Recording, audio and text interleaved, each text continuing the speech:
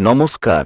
আগামী ২৮শে ফেব্রুয়ারি পশ্চিমবঙ্গে চূড়ান্ত ভোটার তালিকা প্রকাশিত হতে চলেছে। সম্প্রতি এই প্রক্রিয়াটি একটি জটিলতার মধ্য দিয়ে গেলেও সুপ্রিম কোর্টের রায়ে ২৮ তারিখের মধ্যেই তালিকা প্রকাশের নির্দেশ দেওয়া হয়েছে।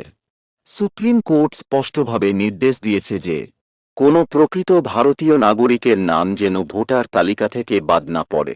এটি নিশ্চিত করা প্রক্রিয়াটির একটি অবিচ্ছেদ্য অংশ। নির্বাচন কমিশনের আইনজীবী জানিয়েছেন, চূড়ান্ত তালিকায় প্রায় ৫% কাজ বাকি থাকলেও পরবর্তীতেও নাম নথিভুক্তির সুযোগ থাকবে। এটি একটি গুরুত্বপূর্ণ পদক্ষেপ যা আমাদের গণতান্ত্রিক প্রক্রিয়াকে আরও সুদৃঢ় করবে। আপনার নাম ভোটার তালিকায় আছে কিনা তা যাচাই করার পদ্ধতি আমার চ্যানেলে বিস্তারিত দেওয়া আছে। ভিডিওটি ভালো করে দেখে রাখুন, কারণ ২৮শে ফেব্রুয়ারি চূড়ান্ত তালিকা প্রকাশের পর একই প্রক্রিয়ায় আপনি আপনার নামটি সহজেই দেখে নিতে পারবেন।